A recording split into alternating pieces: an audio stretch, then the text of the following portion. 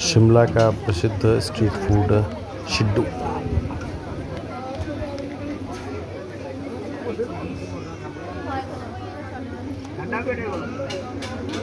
शिमला का ये ऐतिहासिक रिज मैदान और पीछे भगवान बजरंगबली की विशाल और आभा में प्रतिमा सबको आशीर्वाद देती हुई। बड़ी चहल पहल है यहाँ पर। रात्रि के लगभग 9:30 बजे का समय हो रहा है, लेकिन अभी भी यहाँ पर चहल पहल बरकरार है। लोग घूम रहे हैं। यहाँ पर पीछे ये सामने चर्च, ब्रिटिश कालीन चर्च, और यहाँ पर ये 8वां राष्ट्रीय बुक फेयर भी चल रहा है, राष्ट्रीय पुस्तक मेला भी चल रहा है शिमला में। तो उसकी ये स्टॉल, जगह जगह लोग घूमते हुए, और दिन और रात का फ़र्क मिटाती है पर्यटकों की भीड़, और यूँ कहें कि रात्रि को भी एक नई आभा दे रही है।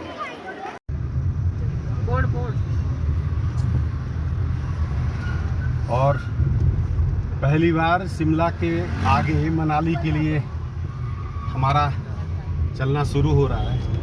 तो नई जगह पे जाना, नई जगह को देखना अपने आप में एक नया अनुभव होता है। तो मिलते रहेंगे इस सफ़र पर मनाली के। हम इस समय हिमाचल के शिमला में हैं, और ये बालूगंज वाली सड़क है जो कि मनाली के लिए चल रही है। काफ़ी ज़बरदस्त ट्रैफिक इस पर है।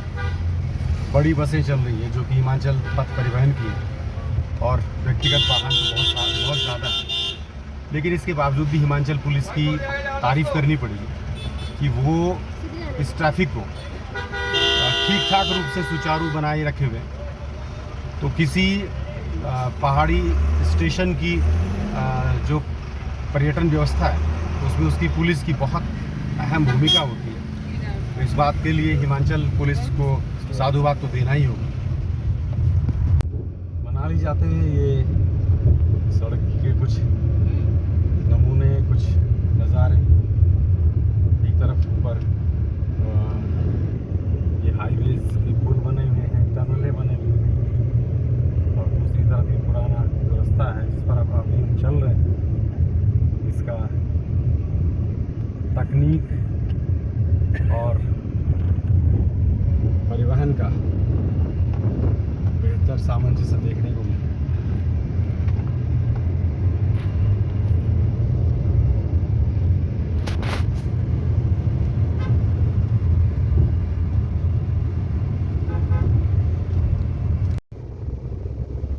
मनाली के रास्ते पर ये NHAI की एक टनल नंबर 11 इस पर लिखा हुआ है, और लाइटें इसके अंदर बनी हुई है, लगी हुई।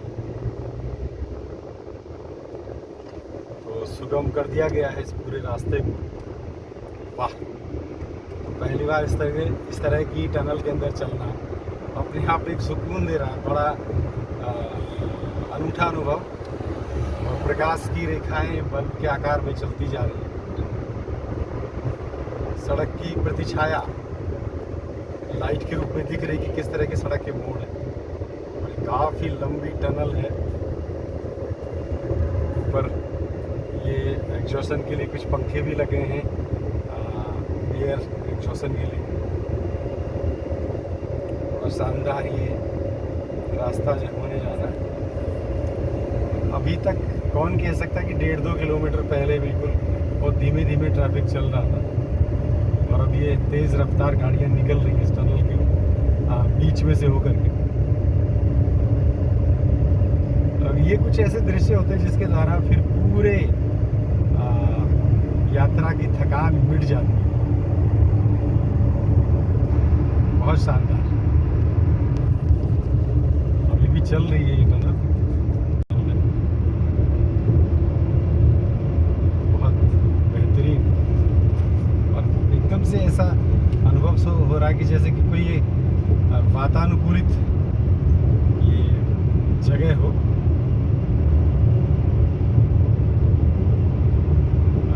तय सीमा जो गंदगी रखी है संभवतः 50 किलोमीटर की रखी गई है इसके अंदर।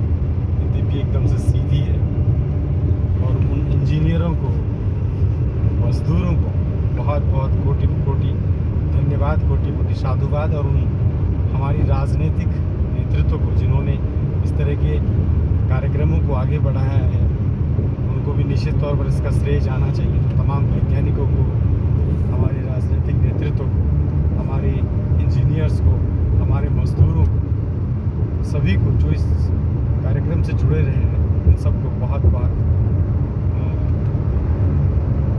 शुभकामनाएं और धन्यवाद। इतनी लंबी टनल में मैं पहली बार यात्रा के दौरान गुजरा हुआ हूँ।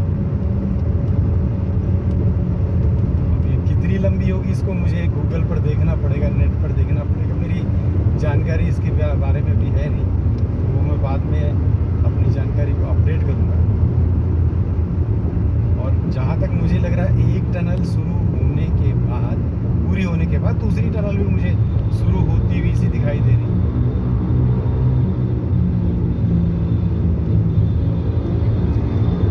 टनल नंबर 12,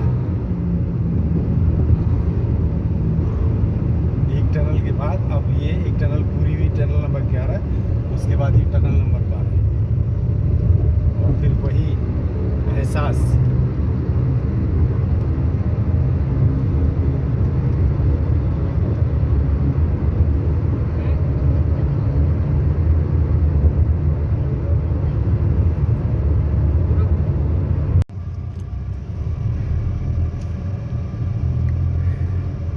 कुल्लू मनाली के रास्ते में अब हम काफ़ी नज़दीक पहुंच गए हैं। और ये हाईवे, इतने चौड़े सड़कें होना पहाड़ों में अपने आप में एक आश्चर्य सा हो जाता है, लेकिन ये हकीकत है।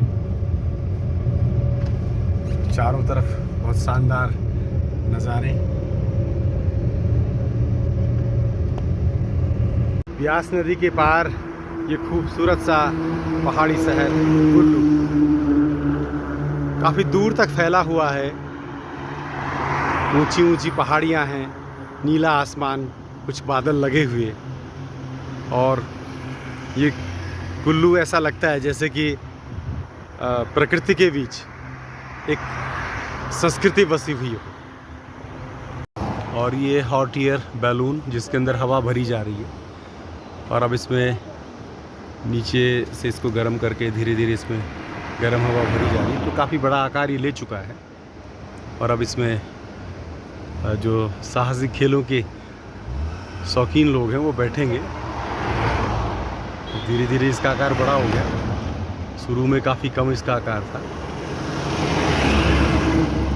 और अब ये टेक ऑफ लेने की तैयारी करेगा, और अब ये काफ़ी अपना आकार ले चुका है। उसमें उसके नीचे जो टोकरा लटका हुआ है उसमें अब लोग मैं यहाँ से देख पा रहा हूँ कि बैठ गए हैं। ये देखिए उसके अंदर अभी आग के द्वारा गर्म हवा भरी जा रही है। काफ़ी बड़ा रूप इसने अब ले लिया है अपना।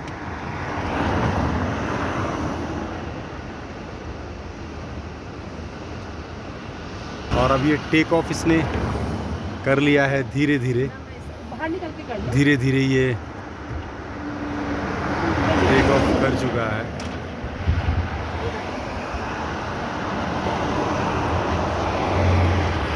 और ये वो साइंस है जो हवाई जहाज़ के बनने से पहले, राइट बंधुओं के इन्वेंशन से पहले कई बार दोहराया है वैज्ञानिकों ने।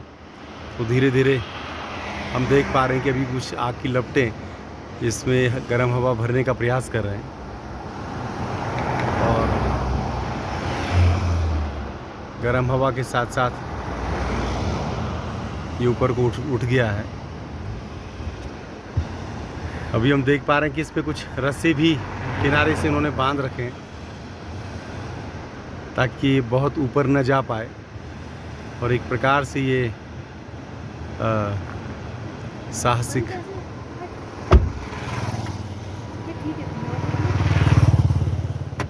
बहुत साहसिक खेल है निश्चित तौर पर। ये साहस और रोमांच से भरा हुआ है।